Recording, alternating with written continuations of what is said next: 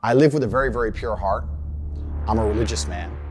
I go to church. Cap. Anyone who follows me in detail knows I donate huge sums of money to the church. Wrong. Bro, this is so funny. Come on, brother. You're a cyber pimp. What do you mean? Like, you donate to the church? Bro, you literally have openly talked about women. Give money to the church. What is happening right now? All right, here is Andrew Tate's final message. I was thinking for a long time how Damn, to this one got 1 million views, dog. That's crazy. start this video because it needs to be concise and compendious, but I also want it to be very, very Dude, he put music in the background. God damn, dude. He literally, oh God, his apology video, which I'm sure will be, first of all, he said concise, 73 minutes, not exactly concise. And I guess the best place to start is at the beginning. There's been many different versions of my life story, which have been put on the internet as of late and from many years ago. But I'm going to give a very, very quick overview of my story. Andrew Tate did one debate and then his life fell apart, dude. Andrew Tate, this is a story about never doing debates. Don't do it. My life has always been difficult.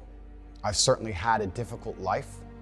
I preach to the people who follow me that as a man, trauma and difficulty is extremely important because it's the building blocks for mental fortitude and physical fortitude. A former friend of mine was posting on Facebook and his ex commented, I literally used to you daily. Oh my God. So I'm very, very happy that my life has been difficult because it's impossible to become a capable man or a man of my capability without struggling with facing. Dude, why is everything he owns so gray? A real man doesn't have a couch. It also goes along like a bond layer. Interior decoration is female behavior. Are you a woman? Why do you care about your interior decoration? Adversities without trying to overcome often insurmountable odds. I grew up in South Side of Chicago. I'm obviously a person of color. I was bullied in school to a degree, and my father always taught me to stick up for myself. I was never allowed to run and cry to authority.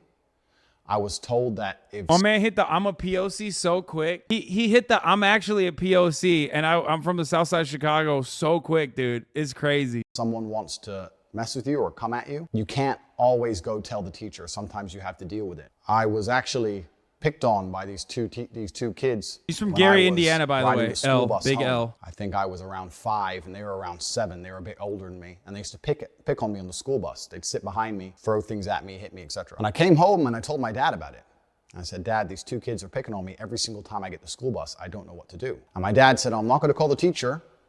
Wait, is he going to turn around and be like, that's why I became the bully? Like, what do you mean? What are you teaching children? Dog, this is a villain origin story. He's like, I was bullied, so I became the bully. And then I told other people to also become the bullies. The teacher ain't on the bus. And I'm not going to call the school bus driver because they're busy driving. Son, if you want to deal with this, you're going to have to deal with it yourself. And I said, but Dad, they're bigger than me. What do you want me to do? There's 2 of them and they're bigger than me. And at the time, I'd just come home from school and I was holding a lunchbox. And my dad pointed and said, you have a lunchbox, son? Teach them. So weeks had passed. It was a few weeks. Dad said, do an assault with a weapon. That's awesome. They kept picking on me, and I felt myself sitting there getting more insecure, and the rage was boiling inside of me. And one day, one of them slapped me in the side of the face from behind. I was sitting on the chair. He slapped me in the face from behind. And instantly, I don't know what it was, but this was the day I had enough. And I turned with my lunchbox and swung it over the back of the school bus chair and caught him and busted his eye clean open. The plastic Batman lunch. Is that editing? No shot. He put sound effects on this? Lunchbox. Hit him in the eye and blood started squirting everywhere. All the children started screaming. And as I did this, the bus had just come up to a stop. It was a few stops before my stop, but it had stopped. And as the bus stopped and the screaming happened, I just got up and I just ran off the bus and ran home. I've never run so fast or so far in my life. I was full of adrenaline. I just ran. When I got home, I had blood on my clothes and my dad looked at me. Bro, what is this story time production, dude? Yo, there's like sound effects in his story. Yo, okay, I should have watched this before, bro. This shit's funny as hell. So what happened? And I said, that kid, I won't say his name. I said his name at the time. I said, that kid, he hit me in the face and I won't say his name? What, are you gonna fucking dox someone from 30 years ago, bro? I had enough of getting hit in the face. And I was still holding the lunchbox. but it was all smashed up where I'd hit him with it. And my dad kind of smiled a little bit and said, "Don't worry, son, get in the car." We got in the car and we went to Walmart. We walked up and down the aisle, and he looked and picked up another lunchbox, an exact replica of the same blue Batman lunchbox, gave it to me and said, "I'll buy you as many of these as you need." And that was the last we spoke of it. Funnily enough, I never saw that kid again. I don't know if he changed schools. I don't know what his parents did, but I never saw that child again. He killed him. He died, bro. The moral of the story, kill your enemies. That's what I learned at the age of 5. Also, his accent went away. I can't even do his accent now. He doesn't even sound like himself. What the fuck's going on? So even from a very, very young age, I was taught that going to authority and crying and hoping someone else is going to fix your problems is not the way a man should conduct himself. When I left Chicago, I moved to Luton, England, which was... Bro, he's from Gary, Indiana. He's not from Chicago. He's not from Southside Chicago. That's fake. He's doing the classic bit of like, listen, if you're close enough to Chicago, you just say you're from Chicago. Another classic thing is like when people grow up in, well, maybe not Dearborn, but if you grow up in like Ann Arbor or some shit, you always say you're from Detroit because like you want to present yourself as hard, okay? Now, Luton is actually dog shit from what I understand. So like Luton, that part is real. Isn't Gary, Indiana the most dangerous city in the U.S.? I don't know why he doesn't say he's from there. Why does he say he's from Southside Chicago? He's literally right next to Southside Chicago. That's why I think he's saying Southside Chicago because it sounds cooler. And immediately people know like, oh, that's... People don't know Gary, Indiana like that, but everybody knows what Southside Chicago is. And he wants like street cred. Single mother household. And now I'm a person of color in a single mother household. I'm also the only American. I think I know why. Say Gary in his accent. Gary, Indiana. A time in Luton. And I had, again, repeat problems in school. I was picked on for being the only American. I was picked on for not knowing things I should have known because I hadn't been through the English educational system. I'd been through the American educational system. And I had trouble in school again, but I stuck up for myself. Unfortunately, nothing got violent at any point. But when people made fun of me, I stood up. He's a person of color. He's black. He's half black. His dad's black. I've never seen him directly say really awful shit, like super racist shit about black people. But I have seen him say super racist shit that other racist people say about black people. Like if a purple person was constantly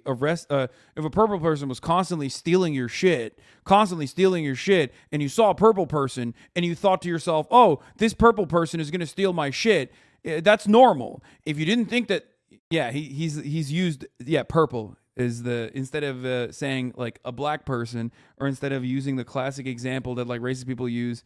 He says like, in order to basically remove himself of like any sort of like, this guy's a racist takes, he says purple. Stood up and said, "Listen, don't make fun of me. I'm from a different place and I talk differently." And I always understood that standing up for yourself, I never went to the teacher, I never cried to anybody else. I just stood up for myself. And over time, people learned respect for me and my boundaries, and they were very respectful of me.